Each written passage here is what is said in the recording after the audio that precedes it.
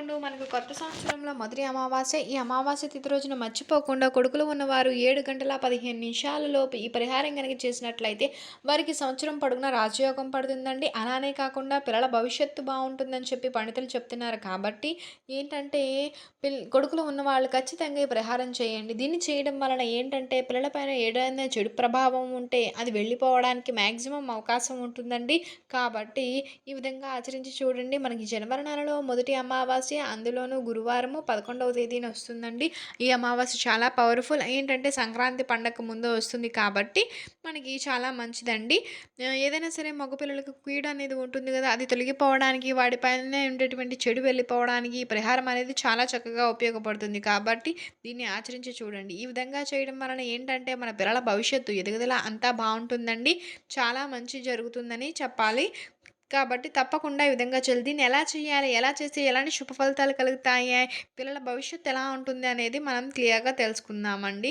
అప్పుడు ఈ వీడియో మొత్తం క్లియర్‌గా వింటేనే మీకు అర్థమవుతుంది. అలానే కాకుండా మనం ఏంటంటే మన పిల్లలు ఎదుగుతూ ఉంటే కొంతమంది చూసి ఓర్వలేక పిల్లలకి దిష్టి పెడుతూ ఉంటారు. నార్మల్‌గా ఏంటంటే పిల్లలకి దిష్టి ఎక్కువగా తగులుతూ ఉంటుంది. మగ పిల్లల్లో ఉన్న వారికి ఇంకా ఎక్కువగా తగులుతుందనే చెప్పవచ్చు. కొంతమంది కుళ్ళుకుంటూ ఉంటారు. వారికేంటి మగపిల్లలు వారి జీవితం బావుంటుంది అని చెప్పి మాటలు అంటూ ఉంటారు.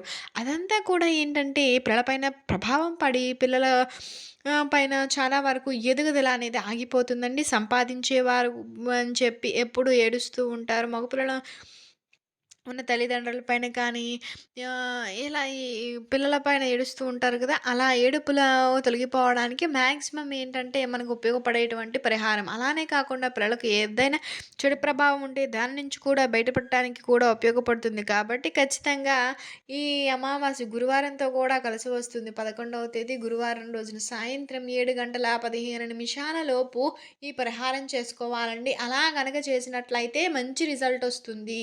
అది చూసి మీరు ఆశ్చర్యపోతారని చెప్పవచ్చు. పిల్లలపై ఎలాంటి దిష్టి దోషం ఉన్నా, ఎలాంటి ప్రభావం ఉన్నా, వారికి ఏదైనా సరే ఇబ్బంది ఉన్నా సరే దాని నుంచి వారు మాక్సిమం బయటపడతారండి.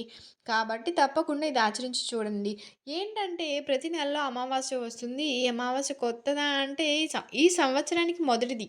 కొత్త అమావాస్యనే చెప్పుకోవచ్చు. కాబట్టి ఈరోజు గనుక మనం ఏ పరిహారం చేసినా సిద్ధిస్తుంది. అందులోనూ గురువారంతో కలిసి వచ్చింది కాబట్టి చాలా మంచిది విశేషం. ఏ నెలలో వచ్చేటువంటి అమావాస్యకి అంతటి శక్తి ఉంటుందండి. రేపు వచ్చే అదే ఈ అతీంద్రియ శక్తులతో శక్తివంతమైన అతీంద్రియ శక్తులతో కూడిందని చెప్తున్నారు. కాబట్టి ఈ అమావాస్య తిథుల్లో ఖచ్చితంగా ఆచరించాలి. ఈ అమావాస్య అయిపోయినాక పండగొస్తుంది. కాబట్టి పిల్లలకి ఏదైనా చెడు ఉంటే దాన్ని తొలగించుకోవడానికి చక్కగా ఉపయోగపడుతుంది. మగ పిల్లలకి ఎందుకు చేయాలి అంటే మగపిల్లలు వంశాన్ని ఉద్ధరించేటువంటి వారు. మగపిల్లలు వంశోద్ధారకులు. అంటే వంశాన్ని నిలబెట్టేవారు. కాబట్టి చాలా మనం కూడా గమనిస్తాం. ఏంటంటే కొన్ని కొన్ని సిట్యుయేషన్స్‌లో ఏంటంటే కొన్ని ప్రాబ్లమ్స్ అనేవి ఫేస్ చేస్తూ ఉంటాం కదండీ! ఏంటంటే పిల్లల పైన చెడు ప్రభావం ఉండడం, పిల్లలు సరిగ్గా ఎదగలేకపోవడము, పిల్లలు ఏదో ఒక రకమైనటువంటి హెల్త్ ఇష్యూసు, ఇబ్బందులు సర్వసాధారణంగా ఉంటాయండి. అలాంటి వాటి నుంచి మనం సంవత్సరం పొడవునా బయటపడాలి అనుకుంటే ఖచ్చితంగా చేయాల్సిన పరిహారం అని చెప్పవచ్చు. ఇది చేయడం వల్ల ఏంటంటే పిల్లలపై ఉన్న నెగెటివ్ ఎనర్జీ, చెడు దిష్టి దోషాలు, వారిపైన ఉండేటువంటి అనేక రకాల ఇబ్బందులు అన్నీ వెళ్ళిపోవడానికి అవకాశం ఉంటుంది.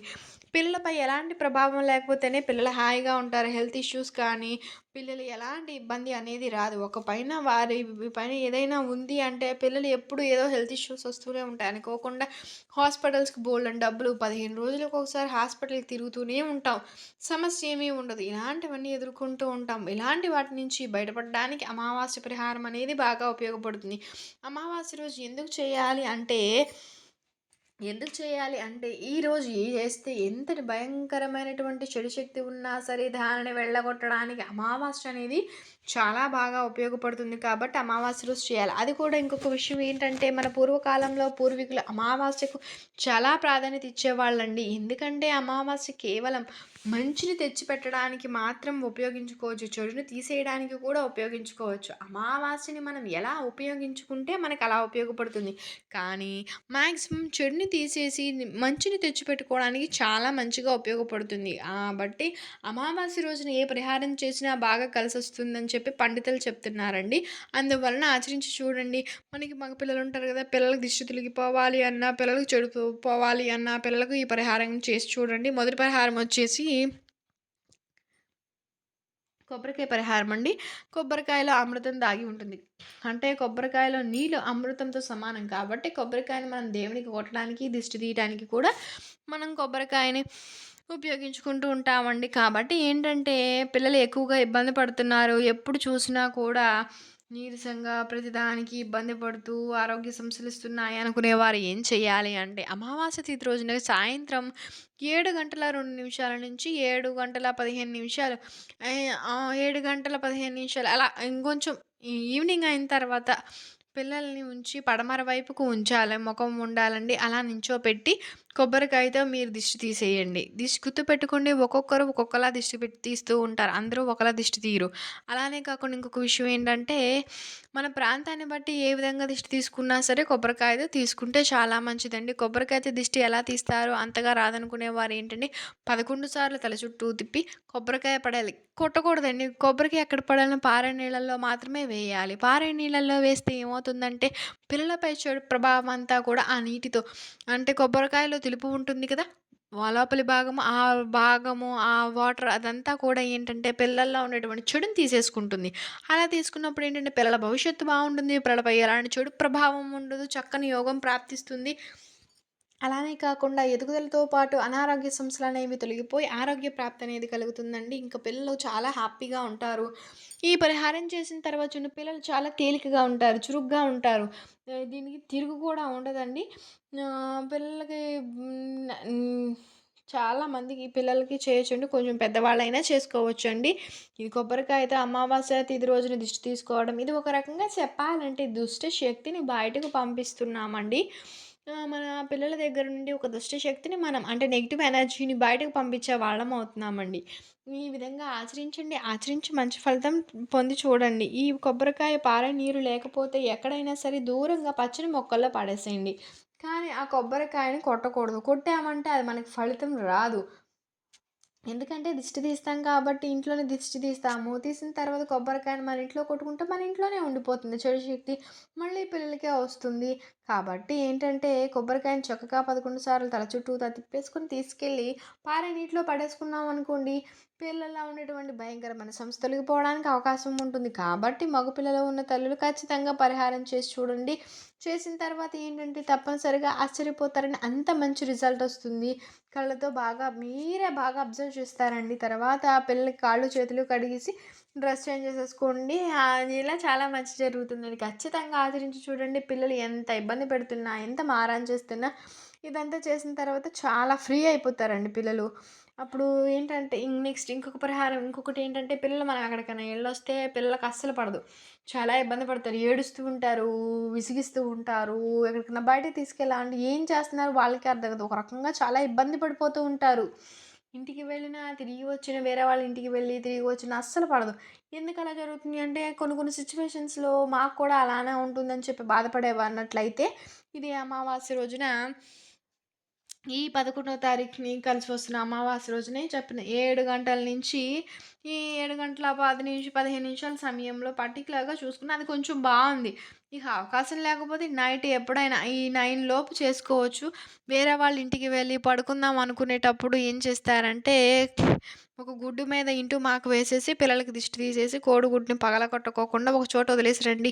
ఇలా చేయడం వలన కూడా మంచి శుభ ఫలితం కలుగుతుందండి. కాబట్టి ఈ విధంగా ఆచరించండి. ఈ 2 పరిహారాలు కూడా మంచి పరిహారాలండి.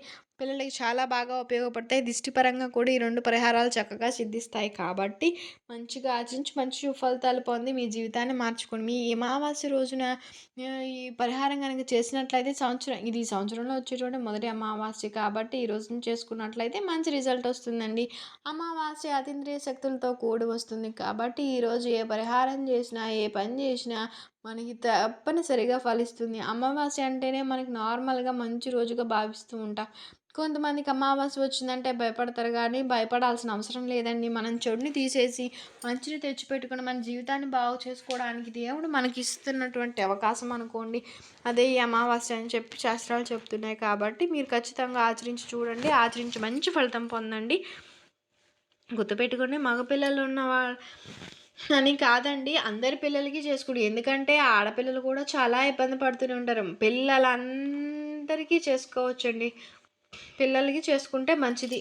ఎందుకంటే కొంతమందికి పిల్లల్ని చూసి ఆడపిల్లల కంటే కొంచెం మగ పిల్లలకి ఎక్కువ దిష్టి తగులుతుంది కాబట్టి అందుకని చెప్తున్నా. అలాగే ఆడపిల్లలతో ఉన్నా కానీ పిల్లలకి ఎవరికైనా చేసుకుంటే చాలా మంచిదండి. ఈ విధంగా చేసుకుంటే మంచి ఫలితాలన్నీ కలుగుతూ ఉంటాయి. పిల్లలకి కలిగే దిష్టండి ఇవన్నీ వాటి వల్లే అనారోగ్యాలు కలుగుతూ ఉంటాయి కాబట్టి అలాంటి అనారోగ్య సమస్యల నుంచి బయటపడడానికి చాలా బాగా ఉపయోగపడే పరిహారం అండి. గాలి, ధూళి అలాంటివి ఏమన్నా ఉంటాయి కదా! అవన్నీ పోవడానికి కూడా ఉపయోగపడే పరిహారం అండి. ఖచ్చితంగా ఆచరించండి. మంచి సుఫలితాన్ని పొందవచ్చు. మీకు గనుక ఈ వీడియో నచ్చినట్లయితే లైక్ చేయండి, షేర్ చేయండి, సబ్స్క్రైబ్ చేసుకోవడం మర్చిపోకండి. కొత్తగా వాచ్ చేస్తున్నట్లయితే thank you for watching. Thank you so much అండి.